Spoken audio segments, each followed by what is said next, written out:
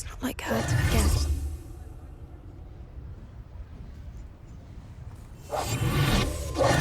I didn't keep you waiting, did I? Not at all. I was just at the post office. Gran told me to expect a package, but it looks as if she forgot to send it. She didn't send me an owl this week either. Perhaps she's busy with her research.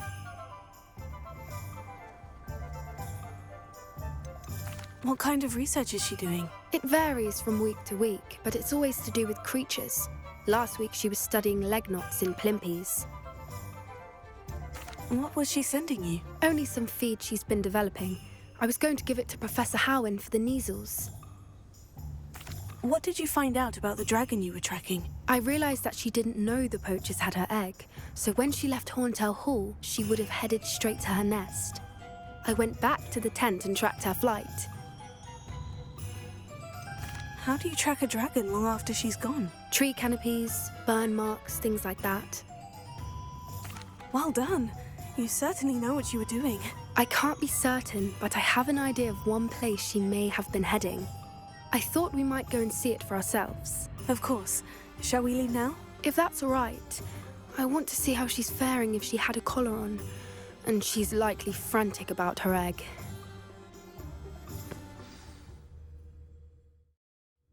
Here we are. I do think this is where we'll find her. The terrain's typical of where the breed would nest. I suspect it's how the poachers found her to begin with. They likely camped here and logged her patterns. Perhaps nabbed her first and then her egg. Dragons are hard enough to wrangle, let alone maternal ones. You got all of that from simply standing here. You'd be surprised how easy it is to think like a poacher. Shall we see if she's home? We only need to return her egg. That sounds straightforward enough. We should be in and out. Then we can be finished with the poachers once and for all. I don't suppose you've thought about keeping it, have you? No. It belongs to her. Keeping it will make me just as bad as the poachers. Well then, let's find our dragon and return her egg. Wonderful. If she sees us flying about, she might take it as a sign of aggression or food. We should stay on foot. Oh, and one more thing. Let's not agitate her. Goodness knows she's been through enough already. I'm ready when you are. There she is, above us. She did make it home safe.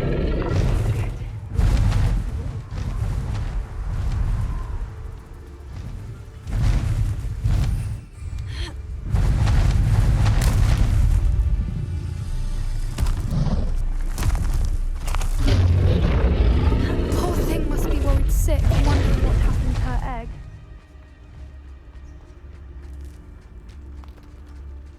For what it's worth, she doesn't seem to have spotted us yet. Let's hope it stays that.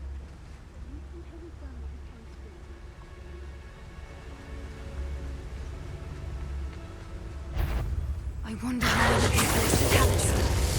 At least 10 usually.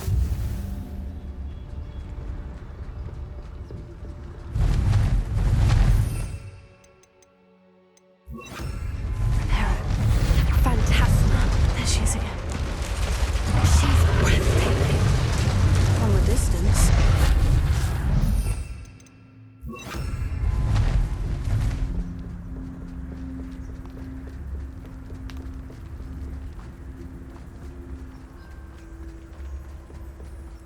I wonder how good her eyesight is. I beg your pardon? I don't imagine the poachers fed her well. And from a distance, we probably look exactly like sheep to her. How lucky for us.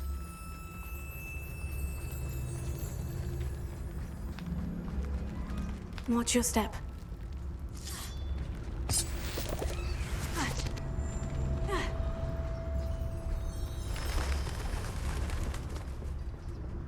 Starved to pick off a grapple. Or just raring for a fight. Wait, what was that?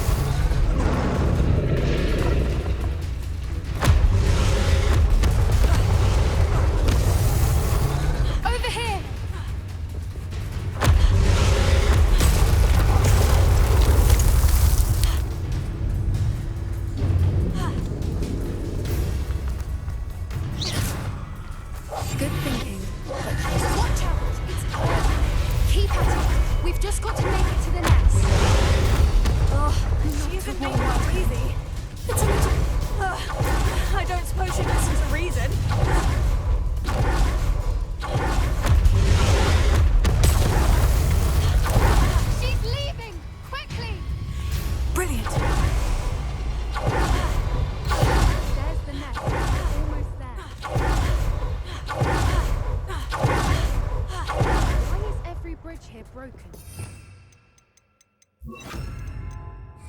Reparo.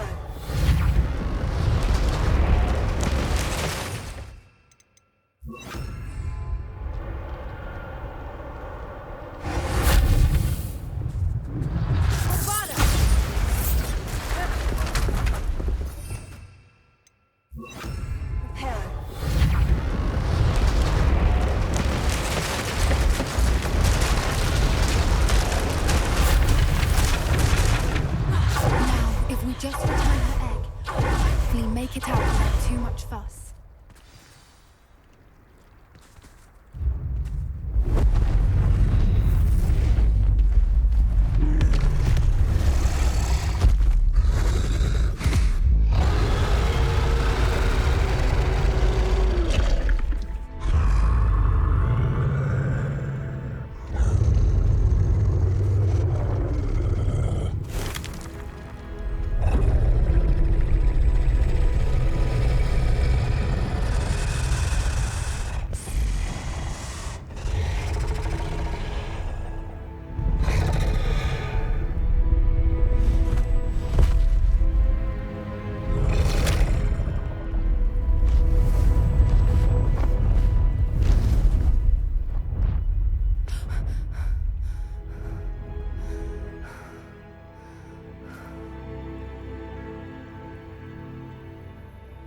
That was brilliant!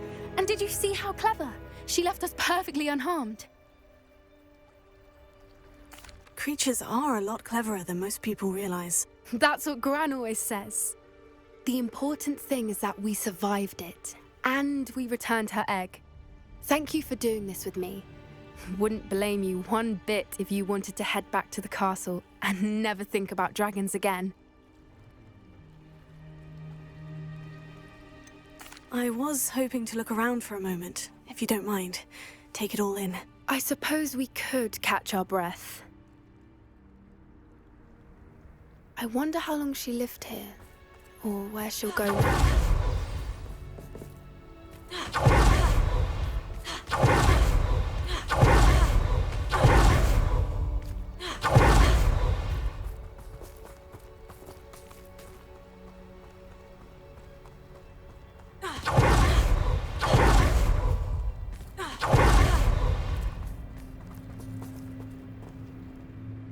I can't believe any of what just happened. Still taking it all in? No, I think I'm ready to leave if you are. I am. After our dragon rescue at Hauntow Hall, I half expect to be ambushed by poachers any time I'm not in the castle. Understandable. We did sabotage their fighting ring and steal a dragon egg from them. True. So why haven't they come after us? It's not like them to let things lie. Unless what? Unless they haven't let things lie. Oh no, I can't believe I didn't see it. We need to leave. I need to send an owl.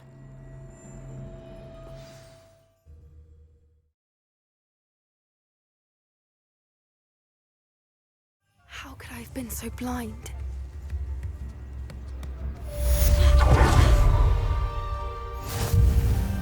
Revelio.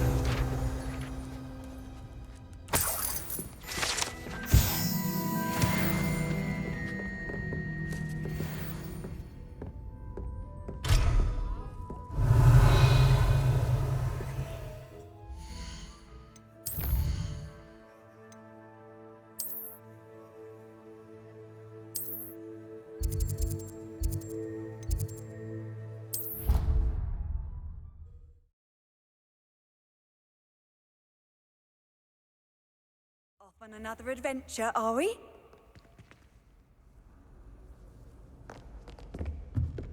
Revelio.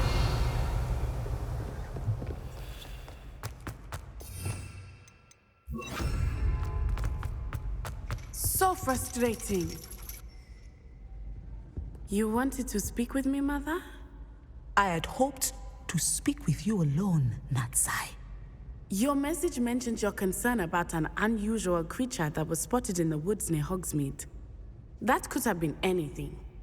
You know what it was, Natsai. I am allowed to leave the castle. I am always careful, Mother.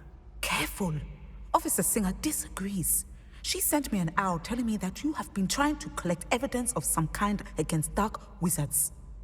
She berated me for not keeping a closer eye on you, and she is right. I do not want you visiting Hogsmeade for the near future. But Mother! My little gazelle, you are well-intentioned, but you must not meddle in the affairs of dangerous people. If someone had meddled in Matabeleland, Father would still be with us. I must get to class. Perhaps your friend can get you to listen to reason. So frustrating. She never listens to me. She called you her little gazelle. Is that a term of endearment where you're from? It is specific to me. I am the unusual creature in Hogsmeade she mentioned. Self-transfiguration is not taught at Hogwarts, so I am gently discouraged from practicing it. However, I am an animagus, and it is in my gazelle form that I have been able to wander the Highlands rather freely until now, much to my mother's chagrin. That is how I managed to spy on Rookwood and Harlow. Now the nickname makes sense. What an extraordinary ability to have. It is. I love transforming, but Mother is less enthusiastic about it. She says that no creature, especially one as rare as a gazelle, should be bounding about where poaching has become so prevalent. She claims that she has foreseen tragedy befall me in my gazelle form. But she has used her sight to control me too many times. I no longer believe it. She's concerned for your safety. It may be best for you to stay away from Hogsmeade for now. That may be safe, but I do not believe that it would be best. Do you? You could have fled the moment you discovered that Rookwood, Harlow, and Randrock were after you, but you did not. I choose to act as you have. I must deal with Rookwood and Harlow, not hide from them. My mother cannot know where I am all the time. Thank you for being here during that rather awkward conversation.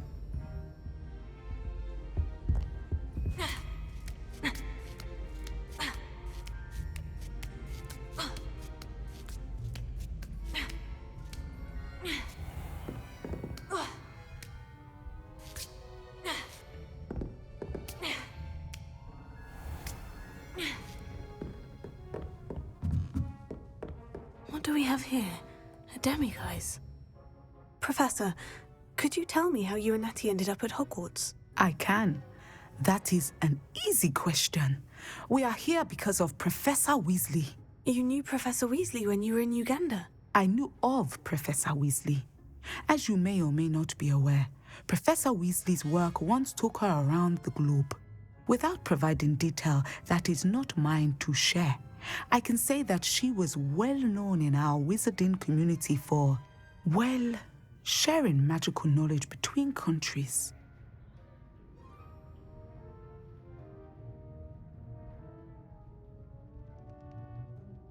Professor Weasley seems quite knowledgeable, so I'm not surprised to hear that she'd do that sort of thing. Indeed. Although I suspect there is much about each of your professors that would surprise and impress you. Such exchanges of information, ministry sanctioned or not, have occurred for centuries. It was an African sorcerer, in fact, who shared the unlocking charm with a certain wizard from London. A thief, rather unfortunately. I see. But back to your original question. Professor Weasley had heard of my work and life in Matabeleland and my time teaching at Ouagadougou. She was deputy headmistress at Hogwarts by then, and when the position of divination professor became available, she contacted me. Her timing was perfect. I'd just foreseen a change in Nat's size and my circumstances and knew that we needed to leave Uganda. Natsai was as ready as I was for a new adventure. So, off we went. Natty has spoken of your move. She was quite kind to me my first day here, in Charms. That sounds like Natsai. I'm glad she has found a friend in you. Now, I must return to my work. As I've told Natsai, do be careful. I had a vision earlier this year of her with a friend, flying on winged beasts. Perhaps unsurprisingly, she will neither confirm nor deny my visions, unless it suits her.